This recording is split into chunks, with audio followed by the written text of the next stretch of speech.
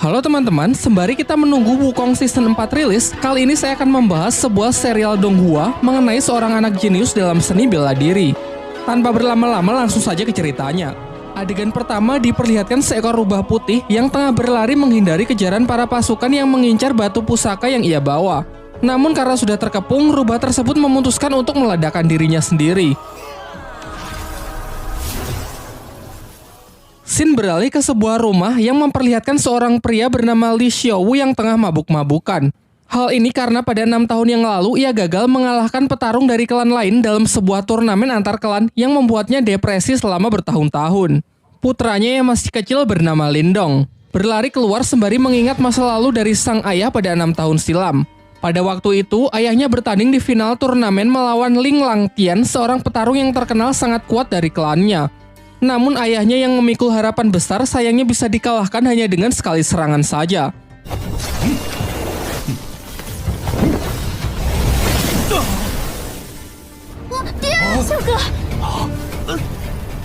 Tak hanya itu, Ling Langtian juga mengambil aura milik ayah Lindong.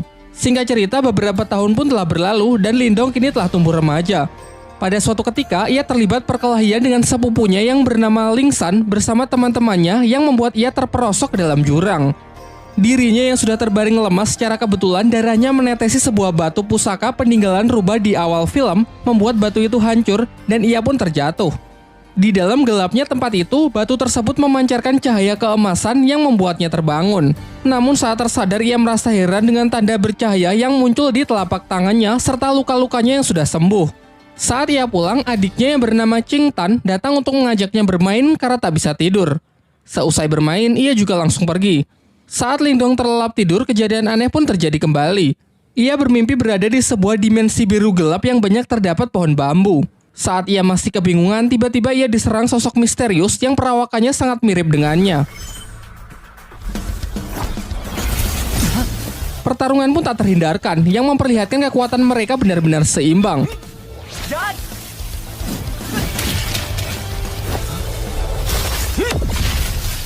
Di pagi harinya saat ia terbangun, ia dikagetkan dengan suara adiknya yang berteriak dari luar.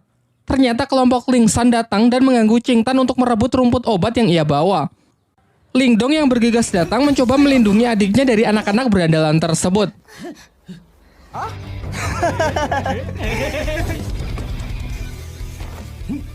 Diperlihatkan kemampuan Lindong yang sudah meningkat pesat mampu menangkis seluruh serangan dari Ling San.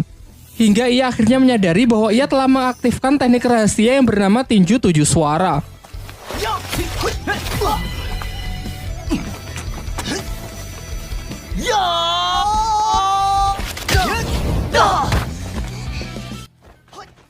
Untung saja pertarungan yang semakin serius itu akhirnya dapat dihentikan oleh kakak Ling San yang diketahui bernama Lin Hong. Sebelum pergi, ia menginfokan bahwa tak lama lagi akan diadakan turnamen di klan mereka untuk menentukan pertarung terkuat di klan Lin. Lin Hong yang sangat percaya diri mengatakan bahwa setelah menang nanti ia akan menikahi Qing Tan. Saat kembali, sang ayah menunjukkan gerakan teknik tinju suara yang baik dan benar kepada Lindong.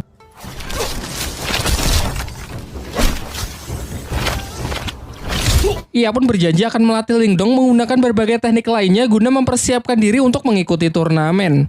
Di malam harinya, tiba-tiba Lindong melihat Qing Tan yang menggigil kedinginan karena auranya yang keluar tak terkendali. Secara mengejutkan, tanda cahaya di tangan Lindong menyerap aura dari adiknya tersebut dan mengubahnya menjadi 3 mutiara. Berkat itu, keadaan Qing Tan pun mulai membaik.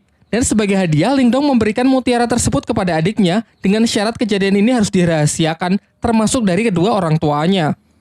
Keesokan harinya, Lindong kembali memulai latihannya dan berhasil meningkatkan ketahanan tubuhnya.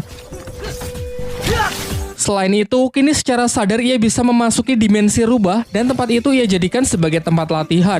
Bayangan dirinya yang waktu itu menyerangnya sekarang bisa ia manfaatkan sebagai sparring dalam latihan bertarungnya. Singkat cerita, hari turnamen pun telah tiba. Di putaran pertama, Ling Hao bertarung melawan adiknya sendiri, yakni Ling San. Dari segi kekuatan, kecepatan maupun pengalaman bertarung jelas sang kakak lebih unggul. Di putaran kedua, Qing Tan maju sebagai penantang selanjutnya karena tak ingin dinikahi oleh Ling Hao. Namun lagi-lagi Ling Hao menunjukkan kemampuannya yang memang berada di level yang berbeda. Tak lama setelah itu, Lindong akhirnya datang dan maju sebagai penantang terakhir. Dalam pertempuran itu, semua dibuat sangat terkejut melihat peningkatan kekuatan tempur Lingdong, ditambah lagi ia mampu menggunakan teknik tinju 7 suara. Belum lagi peningkatan durability-nya yang mencapai level tinggi dapat menahan seluruh tekanan yang diberikan oleh Ling Hao. Tak hanya mampu menangkis seluruh serangan dari lawannya, Lingdong yang mampu mempraktekkan latihannya di dalam dimensi lain dapat melancarkan serangan-serangannya yang secara akurat membuat Ling Hao sangat kewalahan.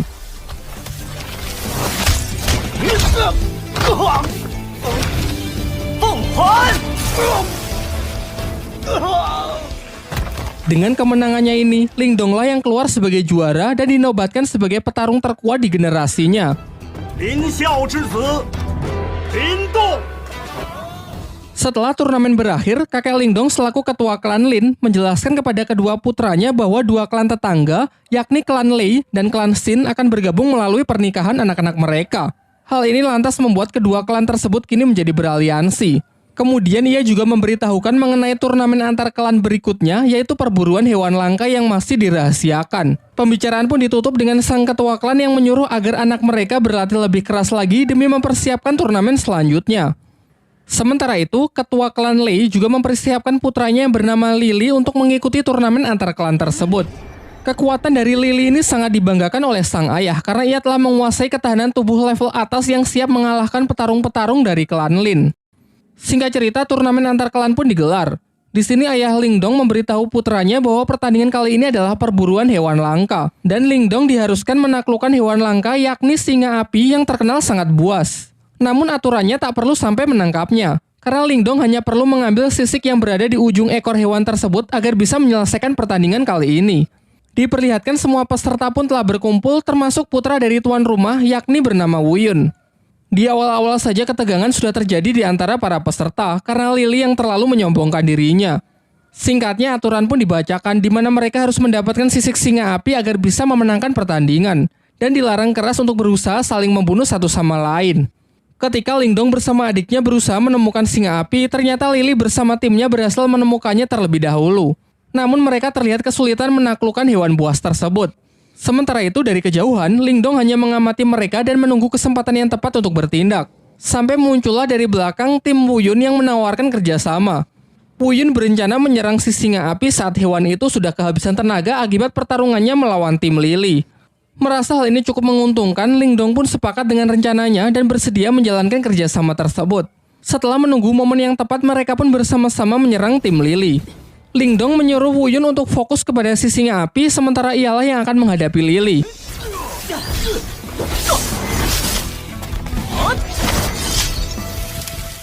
Singkatnya, berkat kerjasama yang baik, Wu Yun mendapatkan kesempatan untuk menebas sisik singa api tersebut dan segera pergi meninggalkan medan pertempuran setelah mendapatkannya.